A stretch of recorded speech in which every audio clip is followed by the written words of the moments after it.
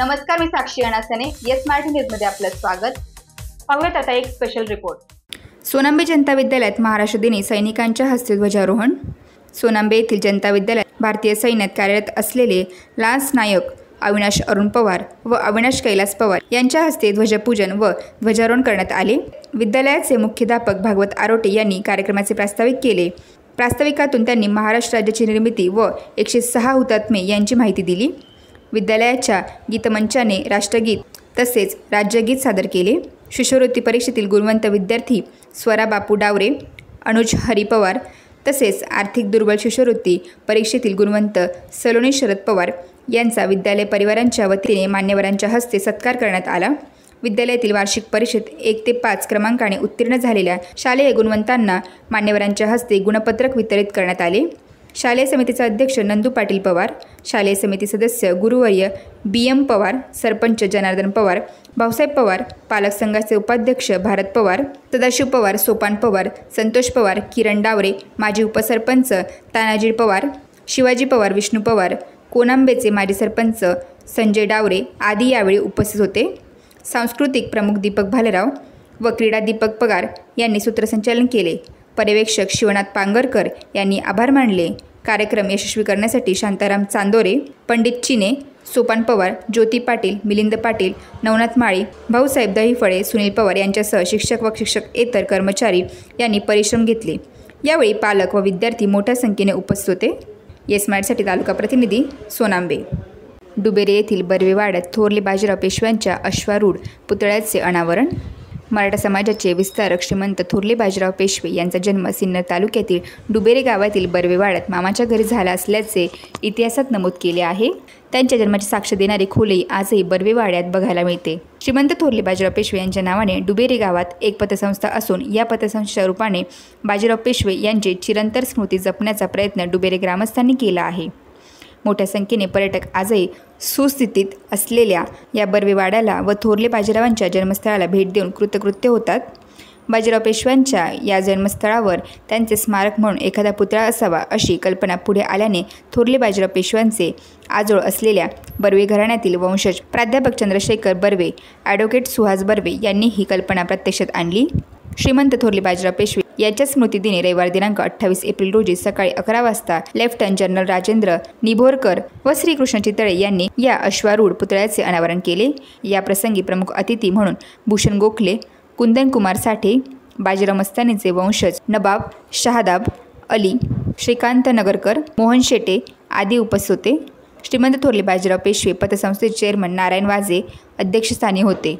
Yes मराठीसाठी तालुका प्रतिनिधी मुसळगाव केंद्राचे केंद्रप्रमुख वाल्मिकी बळवंतराव शिंदे यांचा सेवापूर्ती समारंभ. महाराष्ट्र राज्य शिक्षक समितीचे राज्य नेते काळोजी बोरसे पाटील, जिल्हा अध्यक्ष आनंदा कांदळकर, शिक्षण अधिकारी राजेश डामसे, केदूजी देशमाने, संजय भोर आदींच्या उपस्थितीत संपन्न झाला. यावेळी सोनांबे विद्यालयाचे पर्यवेक्षक शिवनाथ पांगरकर, शांताराम चांदोरे, केशव तुंगार, संजय शेलार, दीपक भालेराव, माधव शिंदे, वसंत गोसावी आदी उपस्थित होते. मग इतक्या प्रचंड टेन्शन मध्ये जीवन जगत असताना जर एखादा शिक्षक आदर्श रामाप्रमाणे जर जीवन जगतोय तर त्या रामासाठी आज गडा गुरुजी देवपूरून इथं आले. त्यांची कन्या आमच्या गावामध्ये आता मेडिकल ऑफिसर आहे.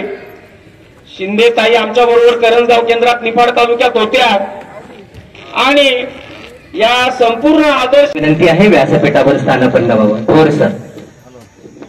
आणि त्यानंतर कामाचा प्रोफेशनल एका बाजूला पण पर्सनल लाईफ मध्ये आता जसं कामिनीने सांगितलं त्यांनी आम्हाला कधी कंट्रोल करण्याचा प्रयत्न केला नाही. सो मी माझ्या आयुष्यामध्ये खूप प्रयोग करून बघितले, अतरंगी पण प्रयोग करून बघितले, त्याला सपोर्ट पण भेटला, खूप फसले.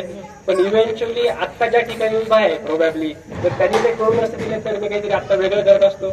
माहित नाही ते कदाचित चांगलं असतं खराब असतं, पण आता मी जे करतो त्यामध्ये मी खुश आहे. So in the end as a family person त्यांनी सपोर्ट केला, माझ्या आईने पण सपोर्ट केला, पूर्ण फॅमिलीने पण सपोर्ट केला.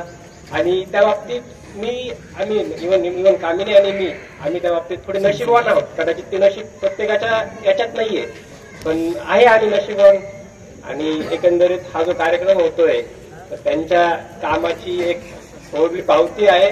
त्याच्या व्यतिरिक्त मी जास्त नाही बोलू शकत किंवा माझ्याकडे नाहीये शब्द, तसे भरपूर शब्द आहे पण सगळं मी एक्सप्रेस नाही करू शकत. पण थँक्यू सो मच प्रत्येकाचा आभारी आहे, खास करून त्यांचा पण खूप आभारी आहे. थँक्यू. प्रमुख पाहुणे, त्याचप्रमाणे सरांवर प्रेम करणारे सगळे त्यांचे मित्रगण तिथे उपस्थित झाले, इतक्या मोठ्या संख्येने उपस्थित झाले, त्याबद्दल मी सर्वांचे आभार मानते. माझ्याकडे बोलायला बघा, आमचं लग्न झालं त्यावेळेस गरिबीची परिस्थिती होती, सरांची धापच होता, धापाला दार सुद्धा नव्हतं. पण माझ्या वडिलांनी त्यावेळेस काय पाहिलं की घर वारकरी पथाचं आहे, तर मग त्यांनी त्यावेळेस म्हणजे त्यांना ते जास्त महत्वाचं वाटलं आणि त्यांनी लग्न केलं. लग्न म्हणजे मला दिलं तिथं. माझी परिस्थिती काही खूप चांगली होती असं काही नाही, वडील वायरमन होते, फक्त म्हणजे जास्त झळा बसलेल्या नव्हत्या. पण त्यांच्या आई वडिलांनी त्यांना खूप लहानपणापासून, जरी ते गरिबीत असतील पण त्यांच्यावर खूप प्रेम केलेलं होतं, खूप जीव होता. माझा अण्णा, त्यांचे वडील पण खूप अण्णाच्या पुढे ते कधीच एक शब्द बोलले नाही. आणि त्यांच्या मम्मीचा पण, कारण त्यांना हे जे बाळ झालं हे खूप म्हणजे वालचिरीला गेले म्हणून त्यांचं नाव वाल्मिक ठेवलेलं आहे. आणि खूप म्हणजे नवसाने झालेलं बाळ होतं, पण मग जरी त्यांना ते नवसाने झालेलं होतं पण त्यांनी एवढे लाड केले त्यांचे. पण ते असे आपण म्हणतो ना वाया जाणे, तसं नाही, त्यांनी खूप चांगल्या पद्धतीने कुटुंबाला पण सांभाळलं, आम्हालाही सांभाळलं. आम्हाला सांभाळलं म्हणजे कधी माझी चिडचिड व्हायची का तुमचं म्हणजे असं लक्ष नाहीये, कारण आम्ही खेड्यात सर्व्हिस केली आणि त्यावेळेस असं वाटायचं की आपण शहरात आलो नाही तर आपली प्रगती होणार नाही. मग मी सरांना सारखी म्हणायची की आपण सिन्नरला गेलं पाहिजे. तर मग त्यांनी आम्हाला म्हणजे ती संधी पण दिली, सिन्नरला आलो, घर बांधलं, हे म्हणजे हे त्यांनी केलं, कुटुंबासाठी केलं. आणि सर्व्हिस करताना त्यांचं आकाशने सांगितलं तसं कामावर खूप प्रेम, थोडा जरी उशीर झाला तर ते चिडचिड करणार. आणि मला असं वाटायचं का थांबा जाऊ आपण, म्हणजे काही नाही एवढं, तुम्ही चिडचिड कशाला करतात. पण त्यांचा स्वभाव आहे, थोडं मागं पुढे झालं ना तर ते त्यांच्या मित्रपरिवारांमध्ये पण ते आहे का ती चिडचिड करतात, लगेच खूप चिडचिड करतात. पण मग ते एकदा बोलले ना लगेच विसरून जातात, एकदा असं बोलले रागाने बोलले की लगेच, म्हणजे त्यांचा हा एक चांगला गुण आहे का ते विसरून जातात असं. आणि त्या मनाने मी अशी थोडी स्थूल आळशी, त्यांनी मला एवढं सांभाळलं. ते कधी कधी रागात म्हणायचे सुद्धा तुझा कुठे निभाव नसता लागला, ते पण त्यांचं खरं आहे का, खरं माझा म्हणजे मी पण आता ओरिजिनल विचार करायला लागल्यावर असं वाटतं की खरंच नसता लागला निभाव. कारण त्यांनी जे लोकशाहीचं वातावरण घरात ठेवलं ते खूप कमी घरांमध्ये असतं. मला पूर्ण बोलण्याचं, मला जे वाटलं ना ते मी पूर्ण बोलण्याचं जे स्वातंत्र्य त्यांनी दिलं हे खरंच त्यांच्यामुळे मला मिळालं. सगळं सांभाळत असताना खरं म्हणजे आमच्या भगिनी शिंदेताई यांचा मोलाचा वाटा आहे. हे सर्व करत असताना ज्यावेळी व्यक्ती समाजासाठी वेळ देते, कुटुंबासाठी वेळ देते, विशेष म्हणजे एकुलते एक चिरंजीव असताना कुटुंब सांभाळणं, आई वडिलांना सांभाळणं हे किती अवघड गोष्टी असतात. ही संपूर्ण कसोटी शिंदे सरांनी पार पाडली. मला वाटतं आई वडिलांच्या वर्षश्राद्धाच्या निमित्तानं जेव्हा सगळी मंडळी एकत्र आली तेव्हा माझ्या तोंडून सहज वाक्य निघालं म्हणून, आदरणीय व्यासपीठावरील विराजमान सर्व मान्यवर, आजच्या कार्यक्रमाचे प्रमुख अतिथी श्री काळूजी बोरसे सर, त्याचप्रमाणे आजच्या कार्यक्रमाचे अध्यक्ष, महाराष्ट्र राज्य प्राथमिक शिक्षक समितीचे राज्य उपाध्यक्ष आदरणीय श्री आनंद कांदळकर सर, सिन्नरचे गट शिक्षण अधिकारी श्री राजेंद्रजी डामसे साहेब, त्याचप्रमाणे माजी विस्तार अधिकारी आदरणीय तुंगार साहेब सांगळे सर, तसेच महाराष्ट्र राज्य प्राथमिक शिक्षक संघाचे सिन्नर तालुका अध्यक्ष आदरणीय भोर सर, त्याचप्रमाणे सर्व मान्यवरांना मी सर्वप्रथम नमस्कार करते. आणि आजच्या सत्कार मूर्ती आदरणीय श्री वाल्मिक शिंदे सर यांच्याबद्दल काय सांगावे आणि किती सांगावे कमीच आहे. सर, तुमच्यासाठी मी म्हणते की हा क्षण निरोपाचा नाही, हा निरोपाचा क्षण नाही, शुभेच्छांचा क्षण आहे. हा निरोपाचा क्षण नाही, शुभेच्छांचा क्षण आहे. पाऊल बाहेर पडताना सर मला माहिती आहे की शाळेत तुमचं रेंगाळणारं मन आहे. आमच्या परिवाराच्या विनंतीला मान देऊन सर्वजण न चुकता 100% हजर झालेत. आतापर्यंत बऱ्याच गुणीजनांनी माझ्याबद्दल, माझ्या परिवाराबद्दल, माझ्या सेवेबद्दल याचा संघ विवेचन केलं, अनुभव सांगितले. आता मी माझ्याबद्दल काहीच बोलणार नाही, वेळही कमी आहेत. आता मी जे बोलणार आहेत ते फक्त माझ्यासाठी इथवर आलेल्या लोकांचं मी ऋण, माझे गुरुजी त्या ठिकाणी लाभले, भाग्य लागतं. या ठिकाणी उपस्थित शिक्षक समितीचे राज्याचे अध्यक्ष आदरणीय काळूजी बोरसे पाटील यांना पण फोन केला. मी तर फोन पण केला नाही, कासार सरांनी फोन केला. सरांनी नाव ऐकलं आणि लगेच होकार दिलं की सर आम्ही आमची टीम सह येतो. विस्तार अधिकारी आदरणीय सांगळे साहेब ही त्यांच्या वेळात वेळ काढून इथं आले, त्यांनाही मी धन्यवाद देतो. निफाड पंचायत समितीचे गडचिरोली आदरणीय तुंगार साहेब हेही एका फोनवर या ठिकाणी माझ्यासाठी आले, त्यांनाही मी धन्यवाद देतो. त्यानंतर आमच्या संघटनेचे नेते Kedil Reshmane sir, Sunil Bhambare sir, Prakash Sonawane sir, Prakash Ayre sir, Sahebrao Pawar sir, Nandu Awhad sir, त्याचप्रमाणे आमचे मित्र संजय भोर सर, आमच्या भगिनी आणि मला तोंड भरून भाऊ म्हणणाऱ्या, दादा म्हणणाऱ्या आमच्या भगिनी आदरणीय लता देशले मॅडम हेही या ठिकाणी हजर आहेत. मला वाटतं माझ्यावर प्रेम करणारे खूप काही सर्वजण हजर आहेत. आमचे दोस्त ज्ञानेश्वर करणार, गंगा तापटे, श्रीराम जोशी, आमच्या आदरणीय भगिनी रजिया मॅडम कोळपेडून आल्या. त्यात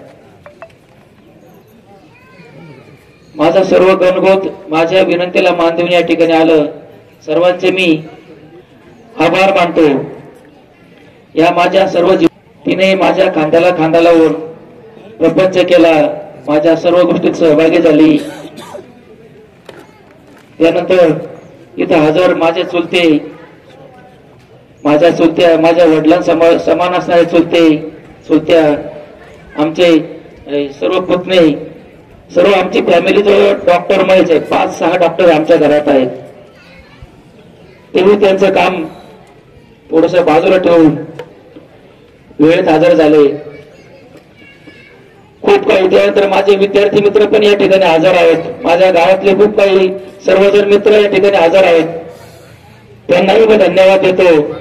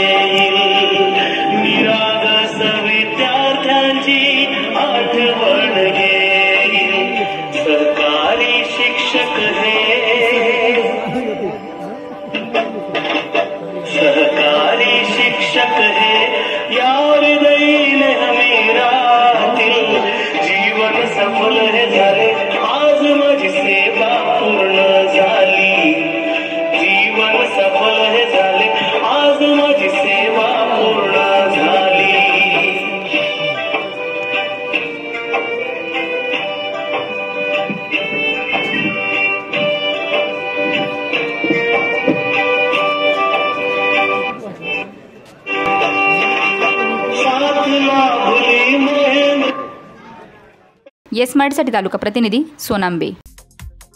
अशाच प्रकारे ताज्या घडामोडींसाठी yes Marathi news YouTube channel share करा, सबस्क्राईब करा, लाईक करा आणि पाहत राहा येस मराठी न्यूज.